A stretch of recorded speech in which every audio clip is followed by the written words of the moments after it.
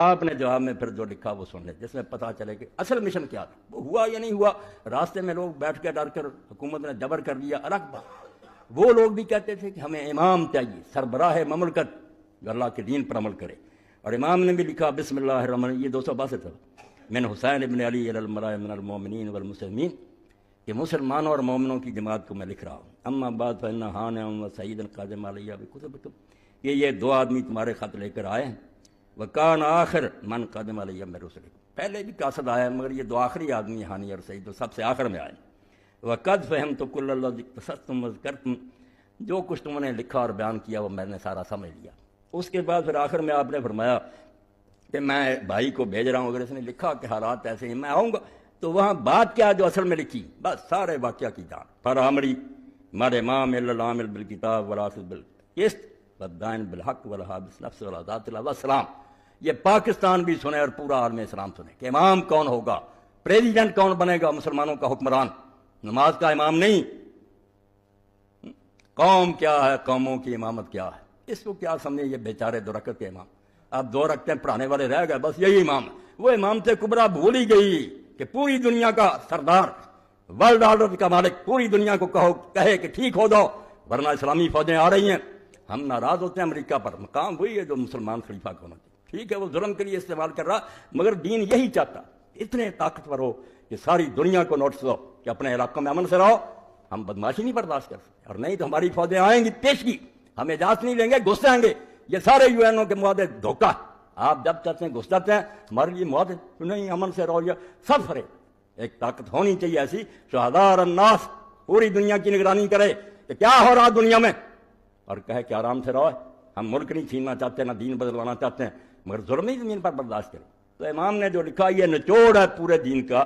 فلا امری، فرماتے ہیں میں نے بات تمہاری سن لی، واقعی اللہ کی قسم مال امام حکمران نہیں ہو سکتا مسلمانوں کا الا العامل بالکتاب، سوائے اس کے جو اللہ کی کتاب پر عمل کرے، قرآن پر عمل ہو اس کا، والحافظ بالقسط، اور اپنے ہر معاملے میں وہ انصاف پر رہے، ظلم نہ کرے، والدائن بالحق، اور ہر طریقہ اس کا حق کا ہو، والحابس نفس والذات اللہ، اور اپنے آپ کو بھی وہ اللہ کے احکام کا پابند بنا کر رکھے، اس کی زندگی میں کوئی کھوٹ نہ نظر آئے۔ والسلام، یہ لکھ لیا کہ میں نے خط پڑھ لیا، اور واقعی امام ایسا ہی ہونا چاہیے، اسی کے لیے آپ گئے۔ بعد میں پھر ایسے واقعات آئے تو آپ نے پھر خطبہ دیا، یہ 304 صفحہ پر ہے، جس میں ساری بات، اب وہ لشکر حدود بھی آ گیا تھا، حر ابن یزید ریائی 1000 سپاہی لے کر آ گیا، امام کو اس نے اپنے گھیرے میں لے لیا کہ ہم واپس بھی نہیں اب جانے دیں گے، ابن زیاد کے پاس جانا پڑے گا۔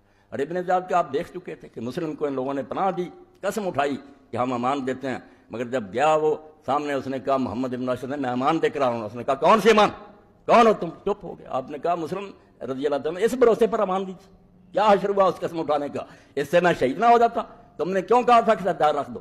امام جانتے تھے کہ ابن زیاد کے پاس جانے کا مطلب موت، بے وجہ مر جانا جس کا کوئی نتیجہ نہیں ہوگا۔ تو آپ نے پھر خطبہ دیا، اور یہ حر اور اس کے ساتھی نیک تھے، ان کا امام علیہ السلام کی طرف آ جانا ہی یزیدی حکومت کے خلاف قرار داد اعتماد۔ 1000 سپاہی کا افسر ترقی ملتی، مگر جب اس نے دیکھا کہ یہ سری ظلم پر تلے ہوئے، وہ امام کے ساتھ آ گیا۔ اس بھائی، بیٹا، غلام، 4 امام کی طرف سے سب سے پہلے حر نے کہا مجھے ہی شہید ہونے دیں۔ تو آپ نے پھر بیضا کے مقام پر خطبہ دیا، جب اس نے واپس لوٹنے سے بھی روک دیا اور آگے جانا بھی بند ہو گیا، تو خطبہ دیا جس میں ساری بات کھولی کہ معاملہ کیا۔ تو فرماتے ہیں ان عقبۃ بن ابی العذار ان الحسین خاطب صحابہ و صحاب الحر بالبیضا، وہ دشمن بھی کھڑے تھے، ساتھی بھی، فحمد اللہ وثنا علیہ، آپ نے اللہ کی حمد و ثنا بیان کی۔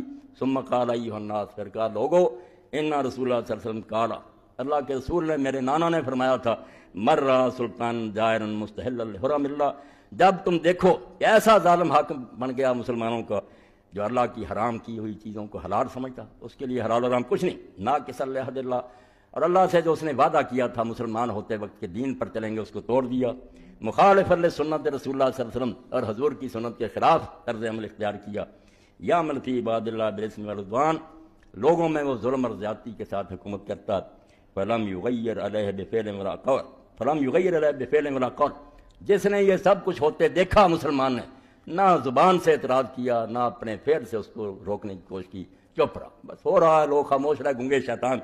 تو حضور نے فرمایا جس نے یہ سب کچھ دیکھا، پھر نہ زبان سے اعتراض کیا اس ظالم پر، نہ اپنے فعل سے ہی کوئی مخالفت کی، اٹھا بھی نہیں اس کے خلاف. کان حقا اللہ یدخلہ مدخلہ، تو پھر اللہ نے اپنے ذمہ لازم کر لیا کہ جہاں اس ظالم کو دوزخ میں ڈالے گا ان دیکھنے والوں کو بھی ڈالے گا. کہ تم تماشا دیکھتے رہے، دین کی مٹی پلید ہوتی رہی اور تم نمازیں پڑھتے رہے صرف حجروں میں.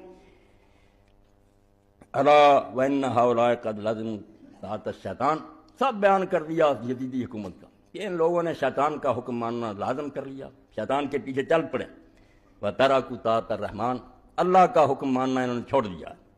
وَأَظْهَرُوا الْفَسَادَ، زمین میں خرابی مچا دی ہے. وَأَبْطَلُوا الْحُدُودَ، اللہ نے جو قانون بنائے تھے سزاؤں کے وہ سارے معطل کر دیے.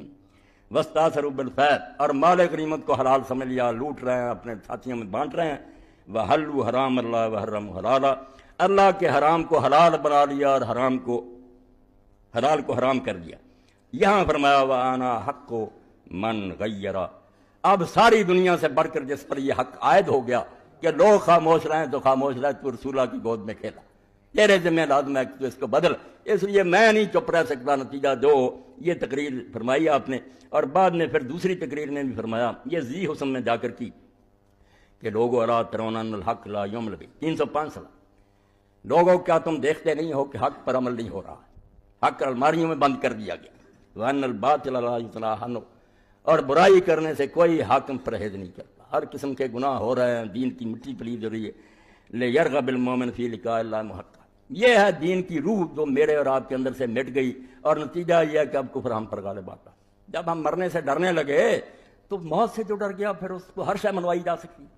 جو سارا تھیلی پر رکھ لے اور کہے کہ نہیں مرنا کوئی چیز نہیں، اس سے آدمی ختم نہیں ہوتا. یہاں سے جا کر وہ ایک وسیع دنیا میں پہنچ جاتا ہے، جنت اس کی منتظر ہے. یہ نکل گیا.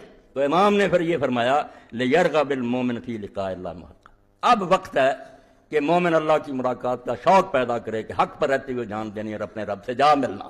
یہ موت نہیں، لقاء اللہ کا دیدار ہے. فإنی لا أرى الموت إلا شہادۃ ولا الحیاۃ مع الظالمین برما. خلاصہ نکلا ساری تاریخ کہ میں موت کو، شہادتی کو افضل موت سمجھتا ہوں، اور ظالموں کے ساتھ زندگی گزارنے کو لعنت سمجھتا ہوں. اس جینے سے 1000 درجہ بہتر ہے کہ آدمی شہادت کی موت قبول کرے. یہ مختصراً میں نے 3-4 حوالے پڑھ دیے کہ امام چاہتے تھے کہ چلو کوفہ میں بھی اگر اللہ کے بندے یہ آ جائیں تو اس میں ہی، جیسے ابن زبیر نے مکہ مدینہ نے، یہاں اسلامی حکومت کیا موجود ہے. چھوٹے سے علاقے میں اللہ کے کام پر عمل ہو، مگر وہ وقت نہیں آنے دیا.